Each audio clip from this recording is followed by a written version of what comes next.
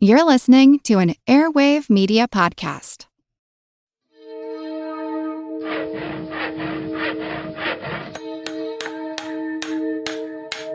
Monster House presents. Monster Talk is proud to be a part of the Airwave Media family, home of such shows as the Daily Meditation Podcast, The Accidental Creative, and I Know What Scares You. If you'd like to advertise on this show, contact sales at advertisecast.com. Many years ago now, you can tell me how many. Yeah. The movie The Exorcist came out. Yeah. It was the first of its kind, really, major movies, and it scared the hell out of me. Be honest with you. And as no movie, even with all their horrible little monsters, ever has since. And I'm not sure why. Funny? Isn't that funny? Isn't that interesting? I find that very curious. I really do. Even more than any of the Dracula and the Frankenstein films. Even more than the movies with Alien, where monsters are popping out of people's bellies and all sorts of horrible things. Yes. And I think the reason is because I viewed The Exorcist as real.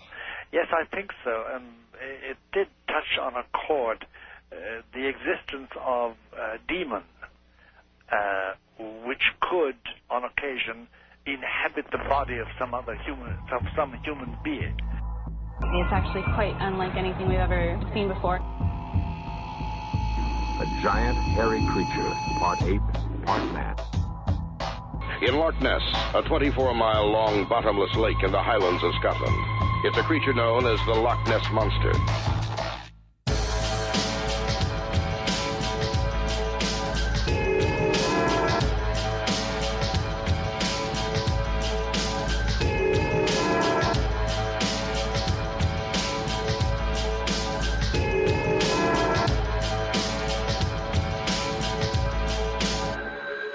Monster Talk.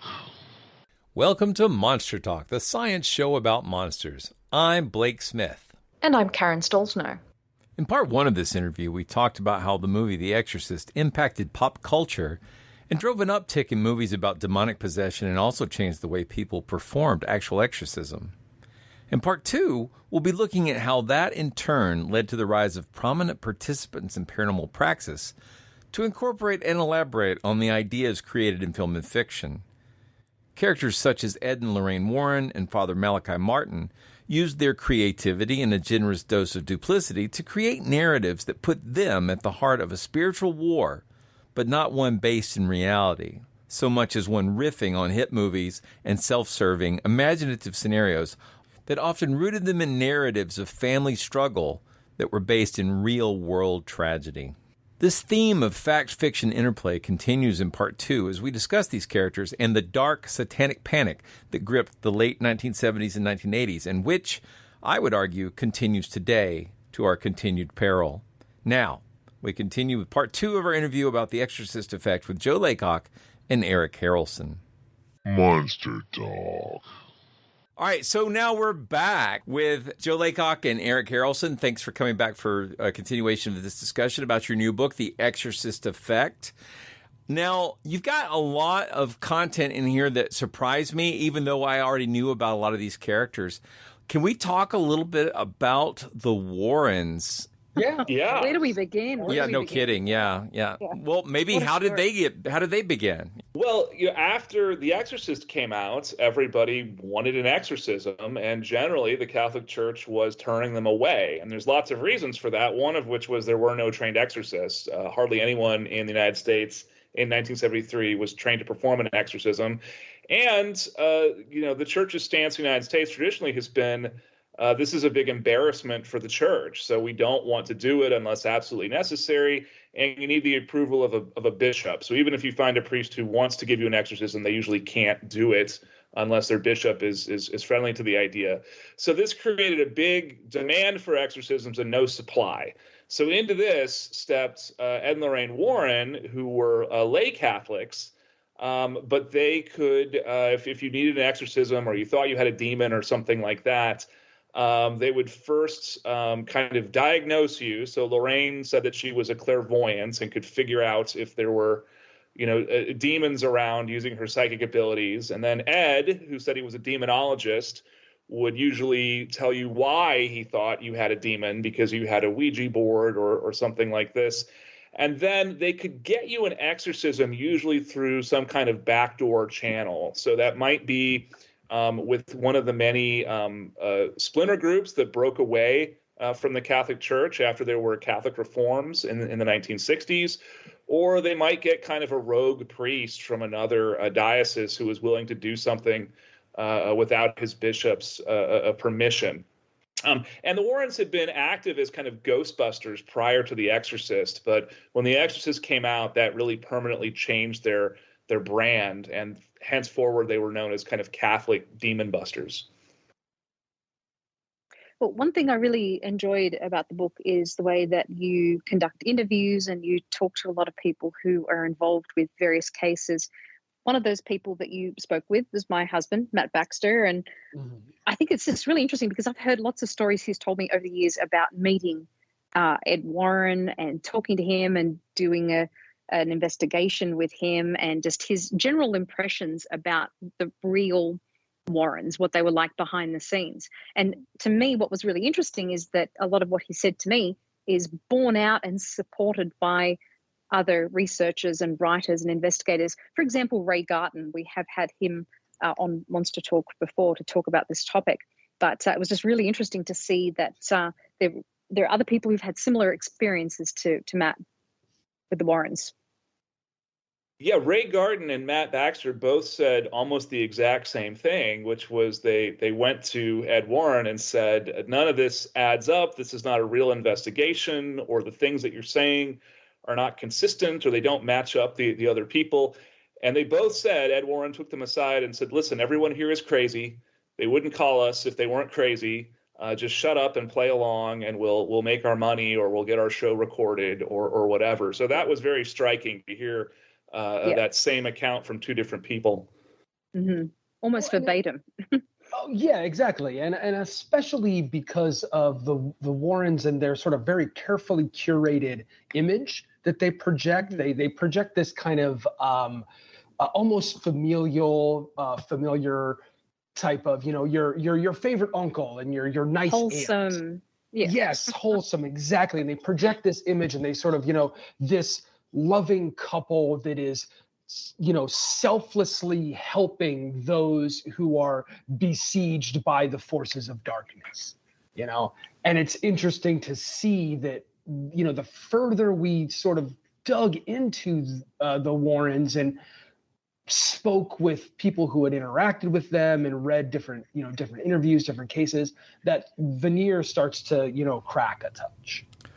Yeah. I mean, by the time the Conjuring series had come out, I was already familiar with this dark streak of their actual biography that was largely hidden from the public. And it made the movies feel like hagiography instead of just pure film. Like, I like them as technical horror films, but they've got this sanctification of the Warrens sort of baked into the narrative that's, I feel, not only unwarranted, but the counter to the actuality in such a way that it's offensive. Mm-hmm.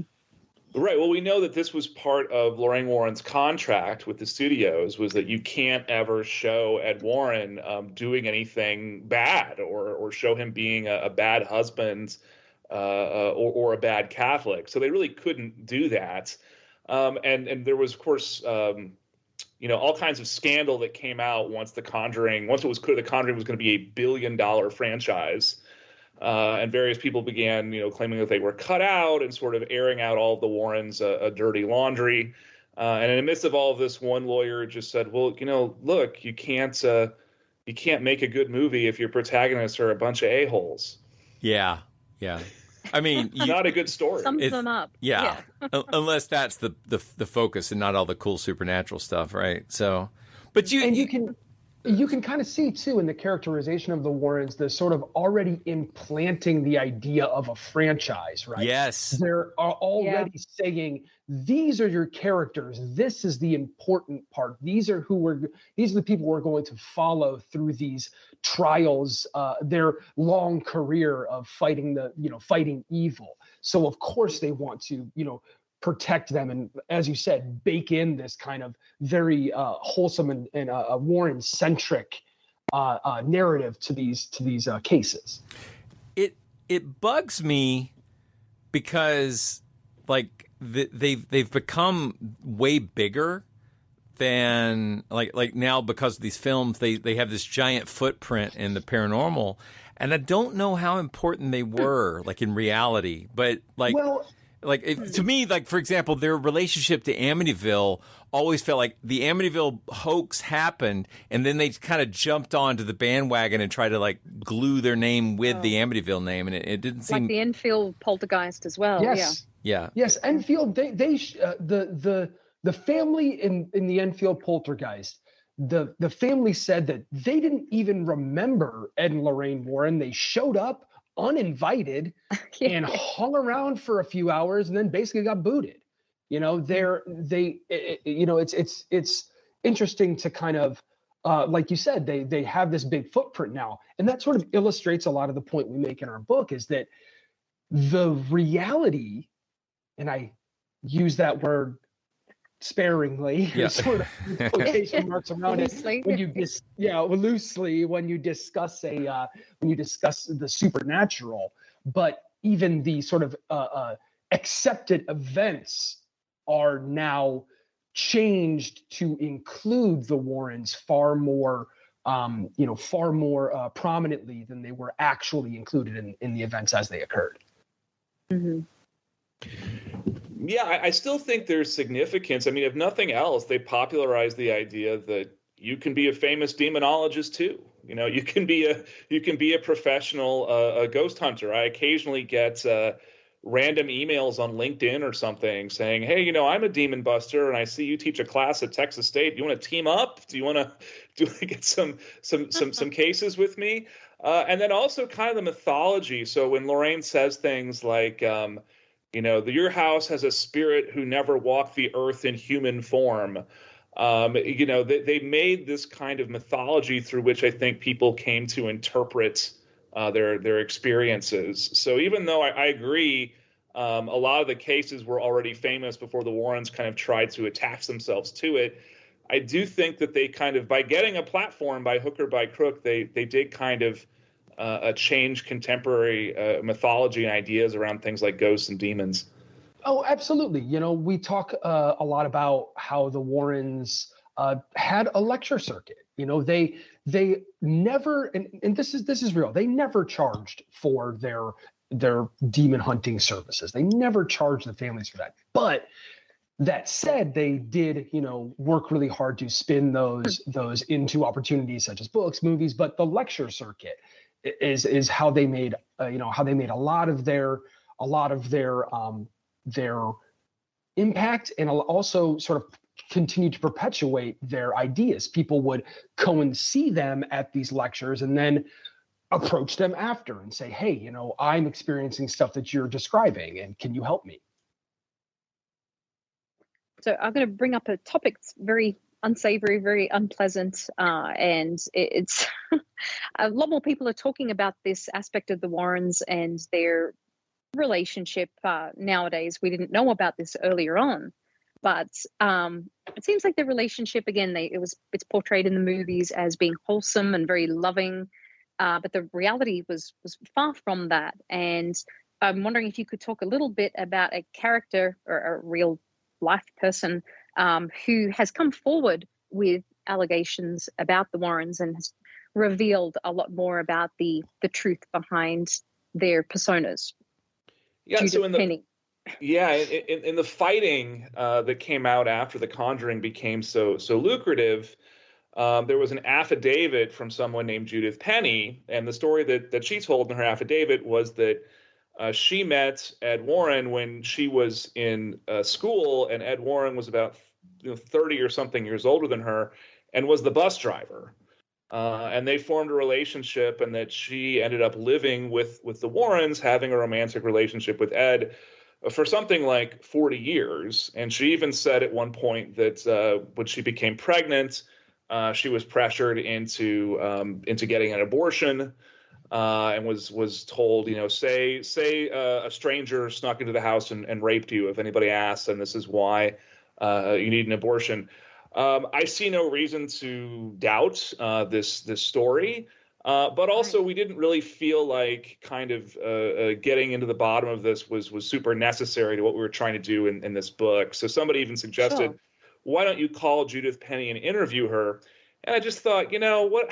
How would I even begin that phone call? Right. So we decided to just leave her alone. But one thing that I did begin to think about, sort of looking at these details, especially of Ed Warren's life, is, he did survive a shipwreck in World War II, which I imagine would be an extremely traumatic experience. And of course, for his generation, they didn't know as much about things like PTSD. He did seem to have a real anger management problem from people that we spoke to. I kind of wonder if he could not really have a regular job because he was still having emotional issues as a result of PTSD. And so, and they were both artists. They were both trying to make a living as artists. And so he ends up making a living as sort of being a demonologist or a lecturer.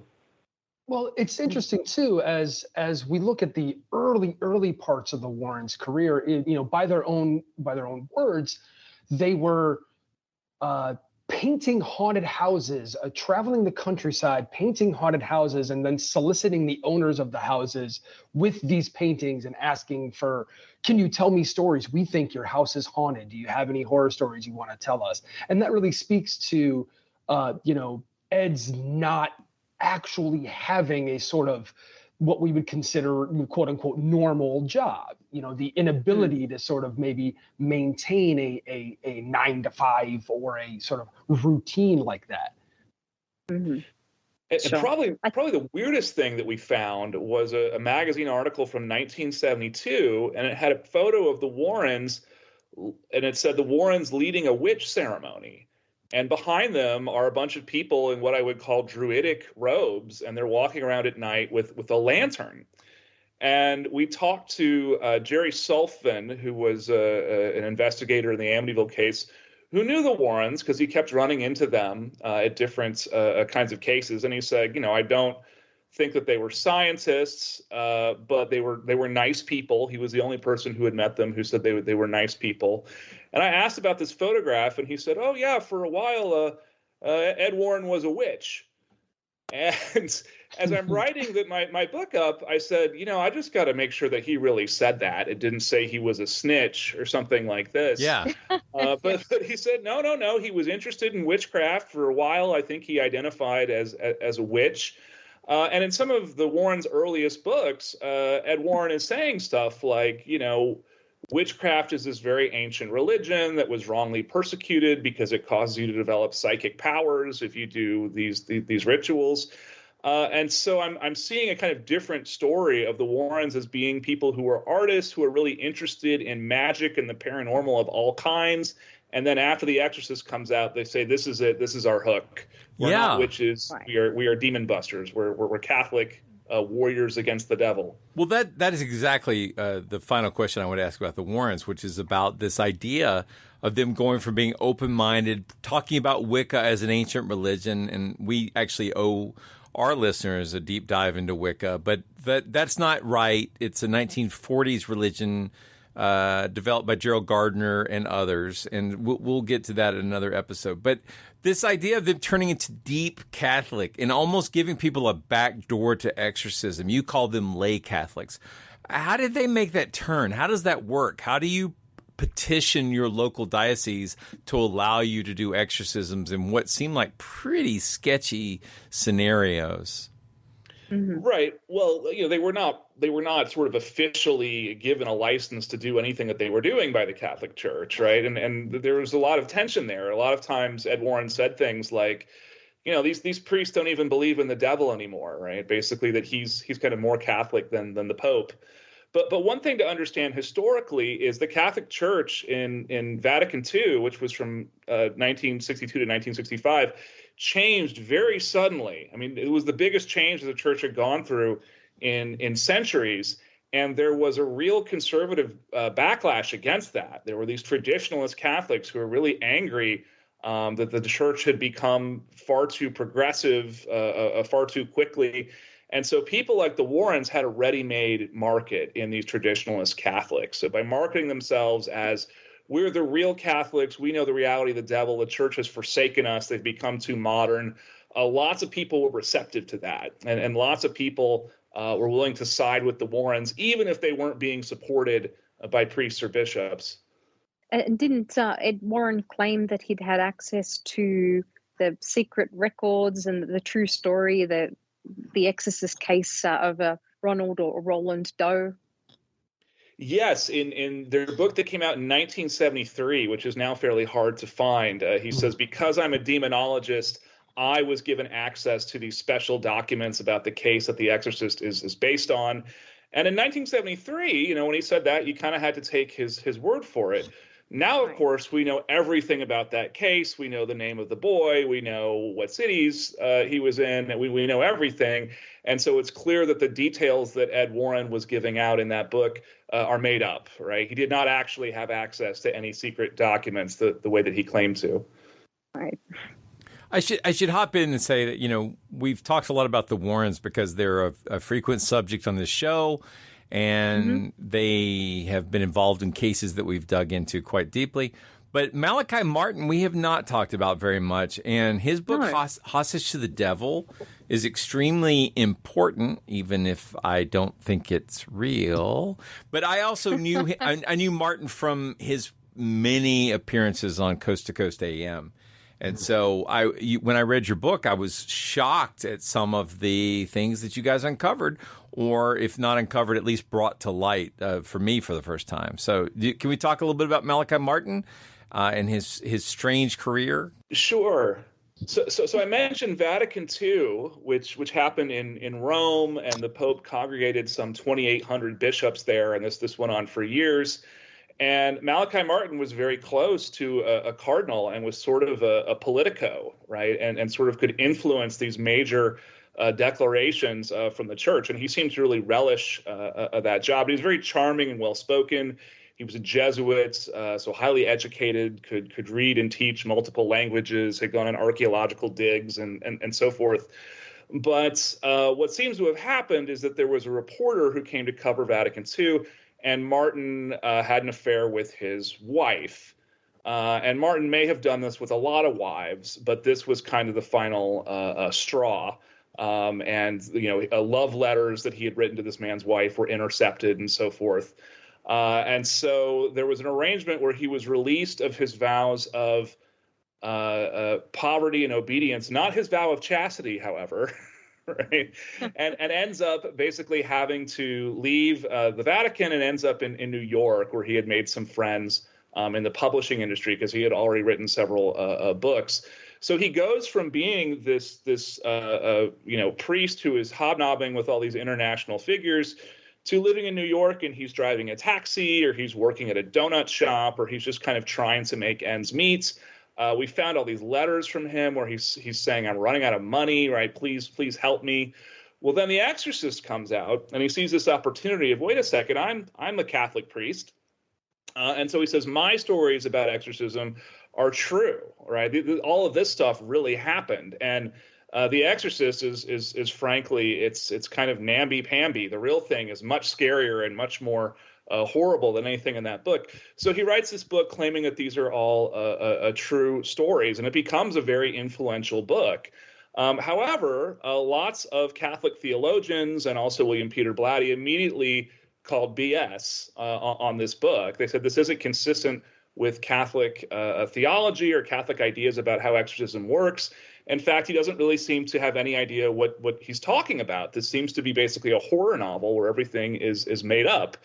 But sometimes there's an advantage just making stuff up. Malachi Martin's interpretation of exorcism was much more streamlined and easy to understand because it hadn't evolved, through the Middle Ages. It hadn't tried to deal with these theological problems like, can a demon take away your free will and so forth.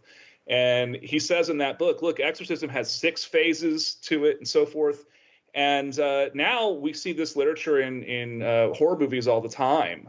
So movies like Deliver Us from Evil, there's these 6 phases, right? So even though he was making it up, it now has really shaped the kind of mythology of exorcism, especially in things like horror movies. Well, he sounds like a bit of a Rasputin type with a lot of his exploits. But you talked a lot about the elements of Hostage to the Devil that appear to be wildly fictional. Can you tell us a little bit about how that has affected Catholic thought on exorcisms? Sure. Yeah, he was compared to Rasputin by at least one person. He was, by all accounts, incredibly charming. And even if you go find these old Coast to Coast AM interviews, if you don't have your guard up, you're going, I like this guy. He sounds nice. He sounds affable for sure. Yeah. Yeah. It's this kind of Irish charm, something that Lorraine Warren also described as having Irish charm. But yeah, he makes up these 6 stages of exorcism, which had never been part of exorcism literature before. And then he coins this term perfectly possessed. So he says some people want to be possessed by demons. They basically asked for it. And if that happens, there's nothing you can do to get the demon out. An exorcism won't work. Holy water won't do anything to them. And the person is basically just a living demon. This is very problematic because he's basically recreated this medieval category of the witch, right? That some human beings are not really human like us. They're sort of allied with the devil. And this gets political real quick. So he's explaining this to Art Bell on Coast to Coast AM, and Art Bell asks, and Father Martin, is Bill Clinton perfectly possessed? And he just says, oh, no comment, Art. Right. And so it leads to kind of a really nasty kind of conservative political view. And I think in history, whenever people begin saying some people aren't really people, some people are really demons, nothing good ever comes out of that. I enjoyed his Art Bell discussions, but when I read everything that you guys had uncovered, I was like, oh wow, they didn't talk about any of this on Art Bell. I'm sure. But again, let me recommend the book, The Exorcist Effect. Again, the premise of the book is about how fiction can influence the way people perceive the reality, which in turn affects how people report on their own experiences with the paranormal, which in turn affects future fiction. So it's this feedback loop. And I know we've sort of run out of time here. There's a brilliant chapter on the Satanic Panic, talking about how the sort of real world impacts of these supernatural ideas is not just in how we entertain ourselves in the dark of a theater. It actually has really profound impacts on real people's lives who die or go to jail or have any number of horrible things happen to them during a period we call the Satanic Panic. And I was pleased, even though we don't have time to dive into it very deeply, I was pleased that you did point out that others have suggested that this is not even over, that it's still going on, that the Satanic Panic didn't end in the 80s or the 90s, that it's still happening now. And I would say your numerous references to QAnon and other sort of modern conspiracies support this idea that these interplays are not done with us yet. Do you want to comment at all on that? Eric read all of the Q drops to research this book. Are you okay? Do you need help? All of the Q drops is a bit of a stretch, but I did happen to find an archived website of Q drops, and I did get pretty deep in there. Although to be fair, I was scanning for movie references because one of the things that we found was that so much of the QAnon language is lifted directly from fiction. The adrenochrome is It's Hunter S. Thompson. That it doesn't exist. Like it doesn't exist in the way that they describe. I did some digging and found that adrenochrome is a real substance that one can get, but it's readily available. You can like buy it from a lab for relatively cheap for certain experiments. And I read an account of someone who had taken it recreationally to see if it would, have the effect that it had in Thompson's book, and he was like, "Yeah, it's nothing." Yeah. Or not to mention just that, they also have the what is there? Where we go one, we go all. Yeah. That's from White Squall. Oh wow. Wow. Yeah. Wow. I think it's. Yeah. I'm pretty sure it's like the rallying cry of White Squall. So you can kind of see. That's a little bit more of a superficial. Oh man, that's like finding out that when Crowley said "Let do without wilt be the whole of the law," that he was quoting Gargantua and Pantagruel. Like he's like, yeah. It's like what? Yeah. I thought it was some badass evil shit. It's like no, it's just some stuff from a novel. What? Exactly right, and it's sort of even though that's kind of a silly sort of surface example, the core of a lot of QAnon belief does kind of dovetail into the satanic panic. I mean, what was their big major conspiracy? The Comet Pizza, that there are satanic pedophiles that operate under a pizzeria in DC, right? Mm-hmm. Like that's Rosemary's Baby. It's the group of people that you think are just normal, regular people, but they're doing something very heinous in the behind closed doors, and it's horrible Satan worship, and we know it, and we can see it. Well, I think that's all we have time for tonight. Again, the book is called The Exorcist Effect. We'll put a link to it in the show notes. Terrific read. Highly recommend it. We really could have gone on for another hour, I think, talking about the amazing details in this book. It's really good. I can't overstate this enough. It's really full of fascinating, sometimes scary, sometimes sad details, but I learned a lot, which is awesome. I always love it when I read a book about a topic I think I know and discover stuff I didn't know, which is info, ideal. Sure. But that brings us to our final question. Eric, it's your first time here. We've had Joe on several times, and Joe has said that his favorite monster is Mothman. I don't know if that's still true, but Eric, what's your favorite monster? Well, it depends. Are we talking about like cryptids, or are we talking whatever about you want it to be? Whatever you anything and everything. Yes, well, usually I kind of say I like the ghoulies. Wow, that's never been brought up before on the show. That is a new one. Mm-hmm. So for people who may not have been around in the 80s VHS era, what is the Ghoulies? The Ghoulies is a goofy sort of knockoff of Gremlins, kind of. Silly little, it's all practical effects because back in the day there were not computers and that was better. But just these little silly dummies, and the famous shot is the ghoulie coming out of the toilet. Yes, exactly. He's on the cover coming out of the toilet, and I've always enjoyed a dose of goofy and camp with my horror, so I tend to gravitate towards those. Ghoulies. They'll get you in the end. If I was to say my favorite cryptid, what is his name? The guy from Johnstown that's just sad because he's really ugly. There's you mean the real life person who just walks down the streets at night? No. There's a cryptid that is from Johnstown, Pennsylvania, and he's got a really silly name. I want to say like Squelch or Squanch or something like that. And his lore is that he's wailing and very sad because he's very, very ugly. Squonk, there it is, Squonk. It's the Squonk. Okay, the Squonk. Okay, I've heard of the Squonk. I've never heard of Squonkapalooza, which is apparently an all-age. They've got an event for this. Yeah, it sounds like a festival. They've got a festival. They've got a festival. Well, they've really made it. That's awesome. That's nice. Some awesome new stuff. I like Squonk because he's just, kind of sad. He's sad because he's hideous. Wow. Yeah. He looks like a sort of snub-nosed version of Dobby the house elf. Yeah. Yeah, kind of. Mm-hmm. Yeah. Neat. Okay. That's a new one for us. I've heard of the squonk before. I didn't realize there was an event for it. That's really cool. All right. Well, awesome. Thank you for sharing that. I appreciate it. That's so.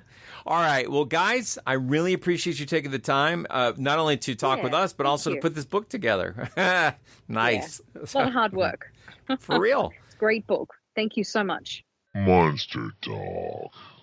You've been listening to Monster Talk, the science show about monsters. I'm Blake Smith. And I'm Karen Stolzno. You just heard part 2 of our interview with authors Joe Laycock and Eric Harrelson about their new book, The Exorcist Effect. As a reminder, on December 15th, there will be a signing of this book at the Glass Coffin Boutique. That's 3009 North Interstate Highway 35, Austin, Texas. That'll be in the show notes. And on December 17th, there will be a signing at Curio Arcanum, and that's at 5924 South Congress Avenue, Unit 23, Austin, Texas. Again, links to, all that detail will be in the show notes as well. Monster Talk's theme music is by Peach Stealing Monkeys. As always, we thank you for making this show a part of your listening life.